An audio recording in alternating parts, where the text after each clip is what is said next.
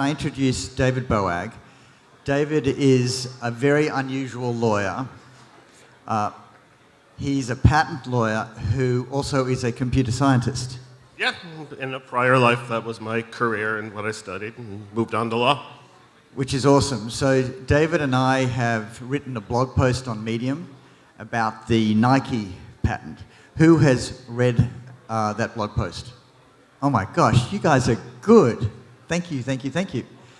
So what's really interesting about the Nike patent is that they have created an environment where physical goods can interact with virtual goods.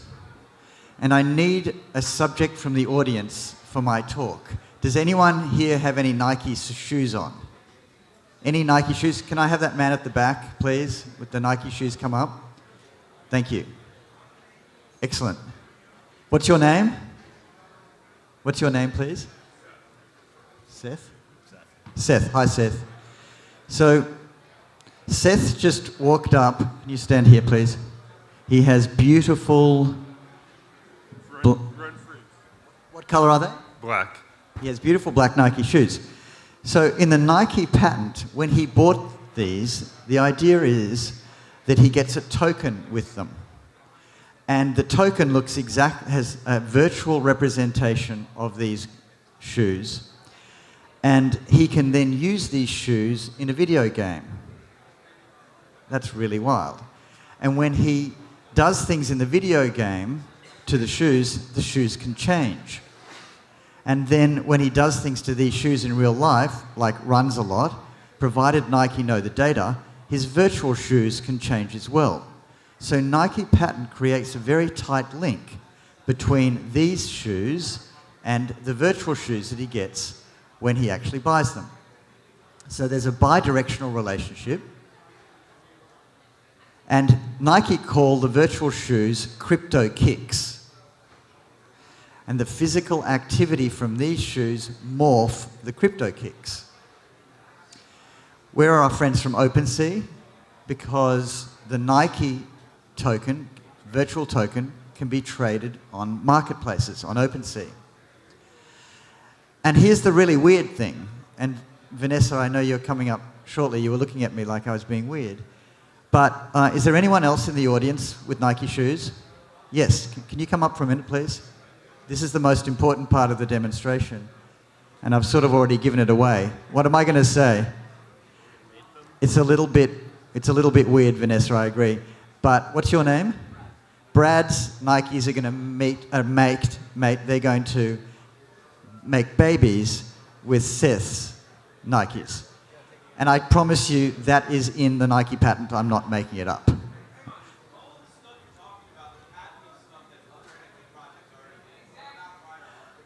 You guys are good. You guys are really good. What's your name? So Jim raised a really good point, and that's my last slide. And then we can also use these virtual shoes in augmented reality. So thank you very much, guys. You've been fantastic.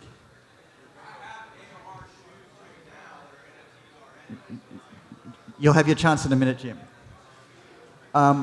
So here are some of the questions. And one of the questions, Jim, you're one step ahead of me. Before I get to that, David, you've looked at the patent very carefully. Can you talk a little bit about how fast they got it through and some of the interesting things about it? And then I'll come back to Jim's point.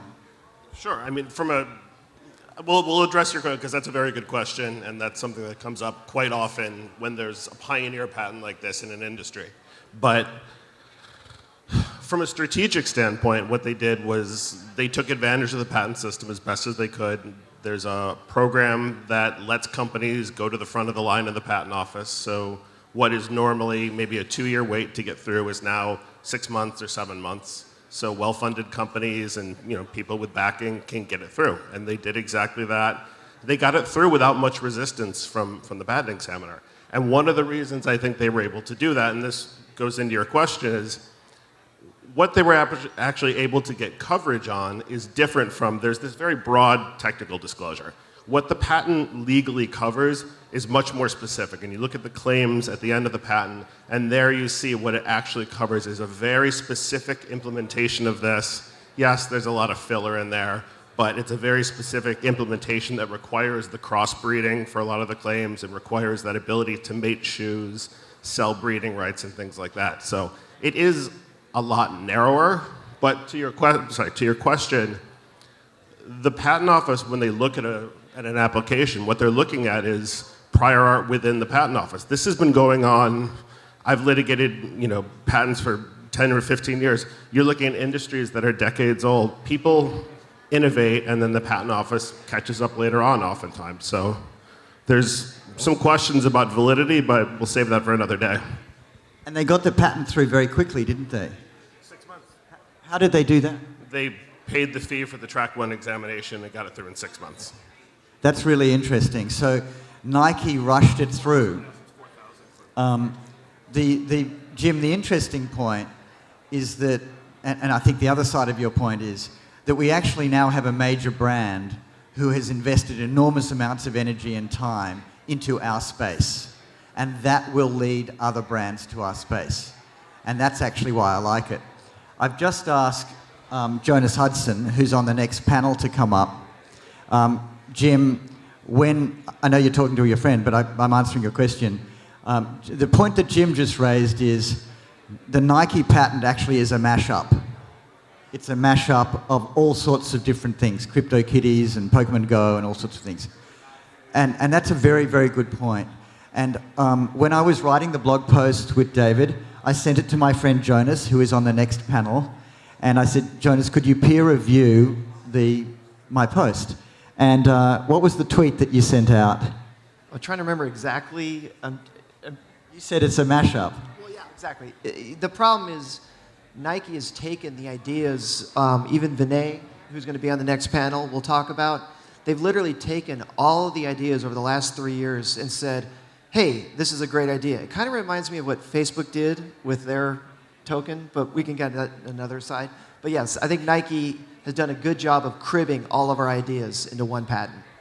And I think that's one way of looking at it, and that needs to be out there. And if you want to add a comment to the blog post, please go for it. I think you were saying that the patent can be invalidated, and I think that's a very good point. But Jim, the other side of this is that I spoke to a group of 100 corporates and potential enterprise customers yesterday, and they were absolutely dazzled by Nike being in this space.